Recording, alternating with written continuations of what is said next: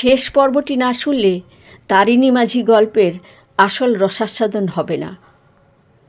রাঢ় বাংলার প্রথিতযশা সাহিত্যিক তারাশঙ্কর বন্দ্যোপাধ্যায় তার এই গল্পে দেখিয়েছেন যে ময়ূরাক্ষী নদীর দুই তীরে সাধারণ মানুষের যে জীবন তা ময়ূরাক্ষীকে ঘিরে আবর্তিত হয়। ময়ূরাক্ষী নদীর জল যখন শুকনো থাকে তাদের যেমন দুরবস্থা হয়, তেমনি ময়ূরাক্ষীতে যখন বান আসে, বন্যায় প্লাবিত হয় দুধার, সাধারণ মানুষ বিপর্যস্ত হয়ে পড়ে।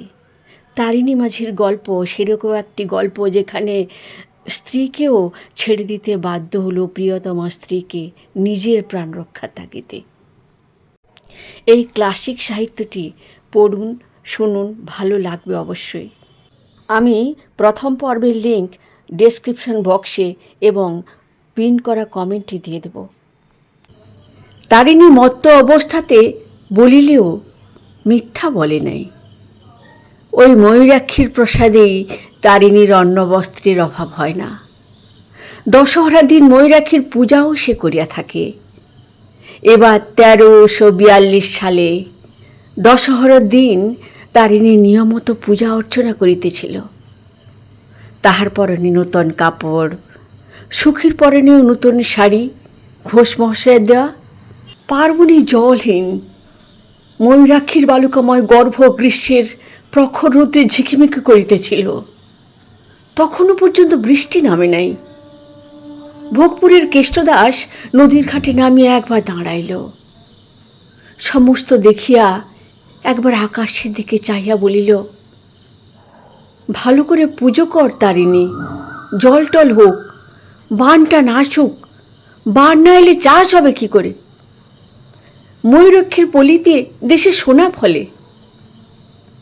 তারিণী হাসিয়া বলিল, তাই বলো বাপু, লোকে বলে কি যেন দাস, বলে শালা বানের লেগে পুজো দেয়। এই মায়ের কৃপাতেই এ মুলুকের লক্ষ্মী। ধর ধর কেলে, ওরে পাঁঠা পালালো। ধরা বলির পাঁঠাটা নদী গর্ভে উত্তপ্ত বালুকার উপর আর থাকিতে চাইতেছিল না। পূজা অর্চনা সুশৃঙ্খলেই হইয়া গেল। তারিণী মদ খাইয়া নদীর ঘাটে বসিয়া কালাচাঁদকে বলিতেছিল, হর হর কল কল বানলে কেন 2-10 দিন বাদা? কালাচাঁদ বলিল, এবার মাইরি তো কিন্তু ভাষা জিনিস ধরতে পাবি না, এবার কিন্তু আমি ধরবো। হ্যাঁ। তারিণী মত্ত হাসিয়া বলিল, বড় ঘুরন চাকে 3টি বুটবুটি, বুক বুক বুক বুক, বাস কালাচাঁদ, কালাচাঁদ ফর্সা। কালাচাঁদ অপমানে আগুন হইয়া উঠিল। কি বললি শালা? তারিণী খাড়া সোজা হইয়া দাঁড়িয়েছিল, কিন্তু সুখী মধ্যস্থলে দাঁড়াইয়া সব মিটাইয়া দিল। সে বলিল, ছোট বানের সময়ই পাকুচ পর্যন্ত বানের দেওর ধরবে, আর পাকুচ ছাড়ালেই তুমি। কালাচাঁদ সুখীর পায়ের ধুলা লইয়া কাঁদিয়া বুক ভাসিয়া বলিল, বউ লইলেই বলে কি। পরদিন হইতে ডোঙা মেরামত আরম্ভ হইল। দুইজনে হাতুড়ি নেয়াল লইয়া সকাল হইতে সন্ধ্যা পর্যন্ত পরিশ্রম করিয়া ডোঙাখানাকে প্রায় নতুন করিয়া ফেলিল। কিন্তু সে ডোঙায় আবার ফাট ধরিল রৌদ্রের টানে। সমস্ত আষাঢ়ের মধ্যে বান হইল না। বান দূরের কথা, নদীর বালি ঢাকিয়া জল হইল না। বৃষ্টি হতে সামান্য 2-4 পশলা। সমস্ত দেশটার মধ্যে একটা মৃদু কাতর ক্রন্দন যেন সাড়া দিয়া উঠিল। প্রত্যাসন্ন বিপদের জন্য দেশ যেন মৃদুস্বরে কাঁদিতেছিল, কিংবা হয়তো বহু দূরের যে হাহাকার আসিতেছে, বায়ুস্তর বাহিত তাহারই অগ্রধ্বনি। এ তারিণীর দিন আর চলে না। সরকারি কর্মচারীদের বাইসাইকেল ঘাড়ে করিয়া নদী পার করিয়া 2-4 পয়সা মেলে, তাহাতেই সে মদ খায়। সরকারি কর্মচারীদের এ সময়ে আসা যাওয়ার হিড়িক পড়িয়া গিয়াছে। তাহারা আসেন দেশে সত্যিই অভাব আছে কিনা তাহারই তদন্তে। আরও কিছু মেলে, সে তাহাদের ফেলিয়া দেওয়া সিগারেটের কুটি। শ্রাবণের প্রথমেই বন্যা আসিল। তারিণী হাঁপ ছাড়িয়া বাঁচিল। বন্যার প্রথম দিন বিপুল আনন্দে সে তালগাছের মতো উঁচু পাড়ের উপর হইতে ঝাঁপ দিয়া নদীর বুকে পড়িয়া বন্যার জল আরো উচ্ছল ও চঞ্চল করিয়া তুলিল। কিন্তু 3 দিনের দিন নদীতে আবার হাঁটু জল হইয়া গেল। গাছে বাঁধা ডোঙাটা তরাঙ্গা ঘাতে মৃদু দোল খাইতেছিল। তাহারই উপর তারিণী ও কালাচাঁদ বসিয়াছিল। যদি কেউ ভদ্রযাত্রী আসে তাহারই প্রতীক্ষায়, যে হাঁটিয়া পার হইবে না, এই অবস্থায় তাহারা দুজনে মিলিয়া ডোঙাটা ঠেলিয়া লইয়া যায়। সন্ধ্যা ঘনাইয়া আসিতেছিল। তারিণী বলিল, ই কি হলো বল দেখি কেলে? চিন্তাকুলভাবে কালাচাঁদ বলিল, তাই তো। তারিণী আবার বলিল, এমন তো কখনো দেখি নাই। সেই পূর্বের মতোই কালাচাঁদ উত্তর দিল, তাই তো। আকাশের দিকে চাহিয়া তারিণী বলিল, আকাশ দেখ কেনে? ফর্সা লীলা পচি দিকেও তো ডাকে না। কালাচাঁদ এবার উত্তর দিল, তাই তো। ঠাস করিয়া তাহার গালে একটা চড় কষাই দিয়া তারিণী বলিল, তাই তো, তাই তো বলতেই যেন আমি ওকে বলছি। তাই তো, তাই তো। কালাচাঁদ একান্ত অপ্রতিভের মতো তারিণীর মুখের দিকে চাহিয়া রইল। কালাচাঁদের সে দৃষ্টি তারিণী সহ্য করতে পারিল না। সে অন্যদিকে মুখ ফিরাইয়া বসিল। কিছুক্ষণ পর অকস্মাৎ যেন সচেতনের মতো নড়িয়া চড়িয়া বসিয়া সে বলিয়া উঠিল, বাতাস ঘুরেছে লয় কেলে? পচি বইছে না? বলিতে বলিতে সে লাফ দিয়া ডাঙায় উঠিয়া শুষ্ক বালি এক মুঠ ছুটছুট করিয়া মাটিতে ফেলিতে আরম্ভ করিল। কিন্তু বায়ুপ্রবাহ অতি ক্ষীণ, পশ্চিমের কিনা ঠিক বুঝা গেল না। তবুও সে বলিল, পচি থেকে ঠেল হয়েছে। এইটুকুন আয়, মদ খাবো, আয়। 2 আনা পয়সা আছে আজ, বারবার করে নিয়েছি আজ সুখের খোট খুলে। সস্নেহ নিমন্ত্রণে কালাচাঁদ খুশি হইয়া উঠিয়াছিল। সে তারিণীর সঙ্গ ধরিয়া বলিল, তোমার বউয়ের হাতে টাকা আছে দাদা, বাড়ি গেলে তোমার ভাত ঠিক পাবেই, মলাম আমরাই।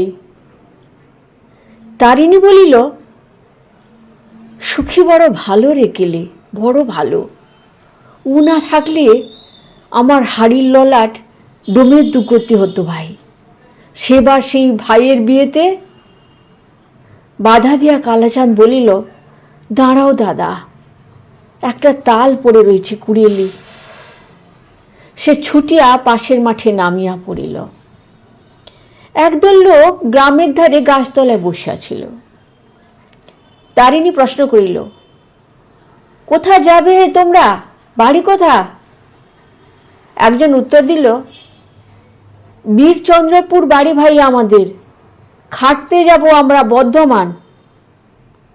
কালাচাঁদ প্রশ্ন করিল, বর্ধমানে কি জল হয়েছে নাকি? জল হয় নাই, ক্যানেলে আছে কি না? দেখিতে দেখিতে দেশে হাহাকার পড়িয়া গেল। দুর্ভিক্ষ যেন দেশের মাটির তলেই আত্মগোপন করিয়াছিল। মাটির ফাটলের মধ্য দিয়া পথ পাইয়া সে ভয়াল মূর্তিতে আত্মপ্রকাশ করিয়া বসিল। গৃহস্থ আপনার ভাণ্ডার বন্ধ করিল। জনমজুরের মধ্যে উপবাস শুরু হইল। দলে দলে লোক দেশ ছাড়িতে আরম্ভ করিল। সেদিন সকালে উঠিয়া তারিণী ঘাটে আসিয়া দেখিল কালাচাঁদ আসে নাই। প্রহর গড়াইয়া গেল, কালাচাঁদ তবুও আসিল না। তারিণী উঠিয়া কালাচাঁদের বাড়ি গিয়া ডাকিল, কেলে? কেহ উত্তর দিল না। বাড়ির মধ্যে প্রবেশ করিয়া দেখিল ঘর দ্বার শূন্য, খাঁ খাঁ করিতেছে, কেহ কোথাও নাই। পাশের বাড়িতে গিয়া দেখিল সে বাড়িও শূন্য। শুধু সে বাড়িই নয়, কালাচাঁদের পাড়াটাই জনশূন্য। পাশের চাষা পাড়ায় শুনিল কালাচাঁদের পাড়ার সকলেই কাল রাত্রে গ্রাম ছাড়িয়া চলিয়া গিয়াছে। হারু মোড়ল বলিল, বললাম আমি তারিণী, যাস না, সব যাস না। তা শুনলে না, বলে বড় নখের গায়ে ভিক করব। তারিণীর বুকের ভিতরটা কেমন করিতেছিল। সে ওই জনশূন্য পল্লীটার দিকে চাহিয়া শুধু একটা দীর্ঘ নিঃশ্বাস ফেলিল। হারু আবার বলিল, দেশে বড় লোক কি আছে? সব তলা ফাঁকা। তাদের আবার বড় বিপদ, পেটে না খেলেও মুখে কবুল দিতে পারে না। এই তো কি বলে গায়ের নাম, ওই যে পলাশডাঙ্গা। পলাশডাঙ্গার ভর্তন্য একজন গলায় দড়ি দিয়ে মরেছে, শুধু অভাবে মরেছে। তারিণী শিহরিয়া উঠিল। পরদিন ঘাটে এক বিভৎস কাণ্ড। মাঠের পাশেই এক বৃদ্ধার মৃতদেহ পড়িয়াছিল।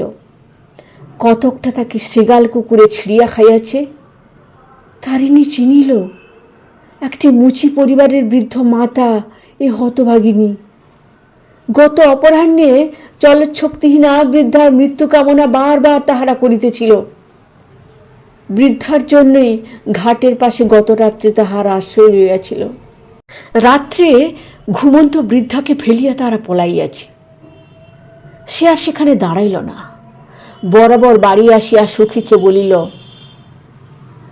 লে সখী, খানচারে কাপড় আর গয়না কটা পেট আঁচলে বেঁধেলে।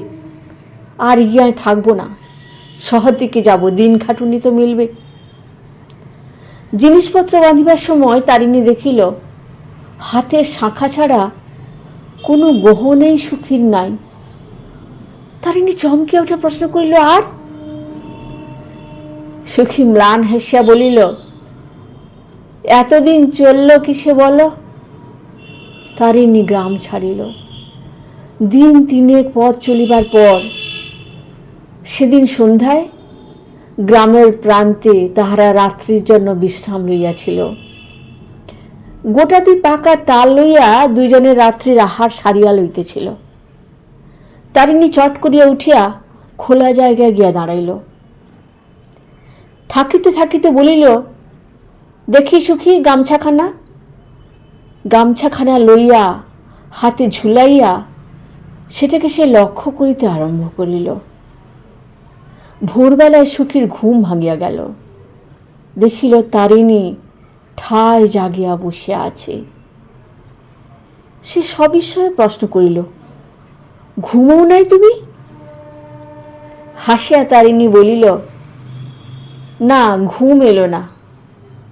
সুখী তাহাকে তিরস্কার আরম্ভ করিল, ব্যামোশ্যাম হলে কি করবো বলো দেখি? ই মানুষের বাইরে বেরোনো কেন বাপু? ছি!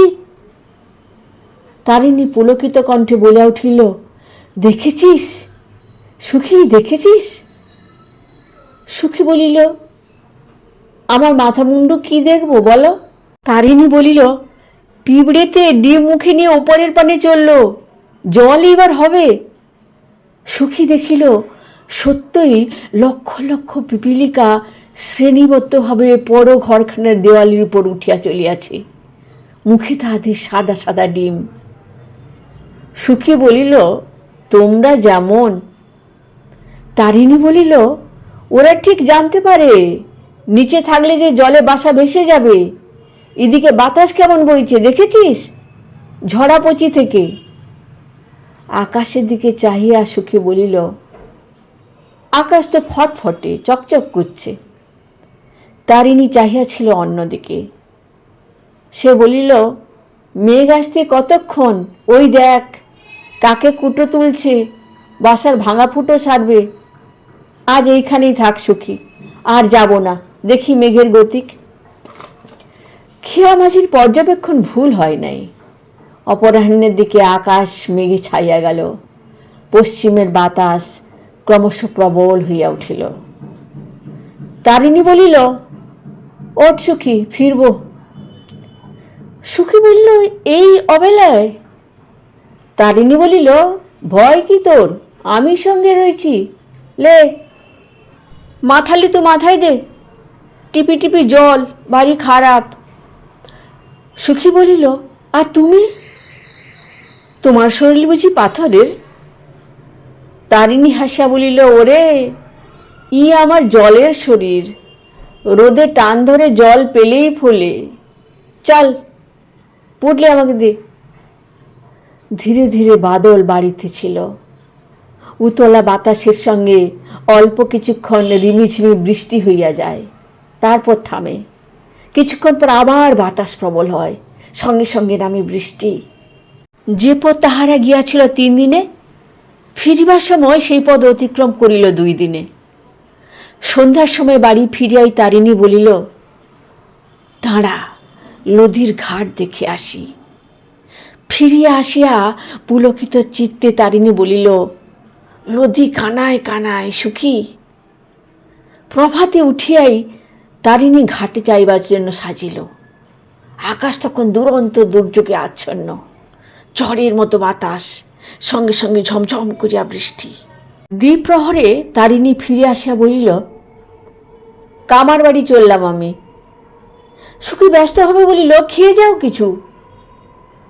চিন্তিত মুখে ব্যস্ত তারিণী বলিল, না, ডোঙার একটা বড় গজাল খুলে গেছে, সে না হলে, ওহো, অল্প বান হলে না হয় হতো, নদী একেবারে পাথর হয়ে উঠছে, দেখছে আয়।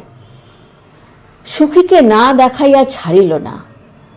পালদের পুকুরের উঁচু পাড়ের উপর দাঁড়াইয়া সুখী দেখিল ময়ূরাক্ষীর পরিপূর্ণ রূপ, বিস্তৃত যেন পারাপারহীন। রাঙা জলের মাথায় রাশি রাশি পুঞ্জিত ফেনা ভাসা ফুলের মতো দ্রুত বেগে ছুটিয়া চলিয়াছে। তারিণী বলিল, ডাক শুনছিস? শো শো, বান আরো বাড়বে, তুই বাড়ি যা, আমি চললাম, কাল আর ডাক পার করতে পারবো না লইলে। সুখী অসন্তুষ্ট চিত্তে বলিল, এই জল ঝড়। তারিণী সে কথা কানেই তুলিল না। দুরন্ত দুর্যোগের মধ্যেই সে বাহির হইয়া গেল। যখন সে ফিরিল তখন সন্ধ্যা হইয়া গিয়াছে। দ্রুতপদে সে আসিতেছিল, কি একটা ডুকডুক শব্দ শোনা যায় না? হ্যাঁ, ডুগডুগি বটে। এ শব্দের অর্থ তো সে জানে, আসন্ন বিপদ। নদীর ধারে গ্রামে গ্রামে এই ডুগডুগি যখন বাজে তখন বন্যার ভয় আসন্ন বুঝিতে হয়। তারিণীর গ্রামের ওপাশে ময়ূরাক্ষী, এপাশে ছোট একটা কাঁতার অর্থাৎ ছোট শাখা নদী, একটা বাঁশের পুল দিয়া গ্রামে প্রবেশের পথ। তারিণী সড়ক পথ ধরিয়া আসিয়াও বাঁশের পুল খুঁজিয়া পাইল না। তবে পথ ভুল হইল নাকি? অন্ধকারের মধ্যে অনেকক্ষণ ঠাহর করিল। সে পুলের মুখ এখনো অন্তত 100 বিঘা জমির পরে ঠিক বন্যার জলের ধারেই সে দাঁড়াইয়াছিল। আঙুলের ডগায় ছিল জলের সীমা। দেখিতে দেখিতে গোড়ালি পর্যন্ত জলে ডুবিয়া গেল। সে কান পাতিয়া রইল, কিন্তু বাতাস ও জলের শব্দ ছাড়া কিচ্ছু শোনা যায় না। আর একটা গর্জনের মতো গো গো শব্দ। দেখিতে দেখিতে সর্বঙ্গ তাহার পোকায় ছাইয়া গেল। লাফ দিয়া মাটির পোকা পলাইয়া যাইতে চাইতেছে। তারিণী জলে ঝাঁপ দিয়া পড়িল। ক্ষিপ্র গতিতে মাঠের জল অতিক্রম করিয়া গ্রামে প্রবেশ করিয়া সে চমকিয়া উঠিল। গ্রামের মধ্যেও বন্যা প্রবেশ করিয়াছে। এক কোমর জলে পথঘাট ঘরদ্বার সব ভরিয়া গিয়াছে। পথের উপর দাঁড়াইয়া গ্রামের নরনারী আর্ত চিৎকার করিয়া উহাকে ডাকিতেছে। গরু ছাগল ভেড়া কুকুরের সে কি ভয়ার্ত চিৎকার! কিন্তু সে সমস্ত শব্দ আচ্ছন্ন করিয়া দিয়াছিল ময়ূরাক্ষীর গর্জন, বাতাসের অট্টহাস্য আর বর্ষণের শব্দ। লুণ্ঠনকারী ডাকাতের দল অট্টহাস্য ও চিৎকারে যেমন করিয়া ভয়ার্ত গৃহস্থের ক্রন্দন ডাকিয়া দেয়, ঠিক তেমনি ভাবে গভীর অন্ধকারে পথও বেশ চেনা যায় না।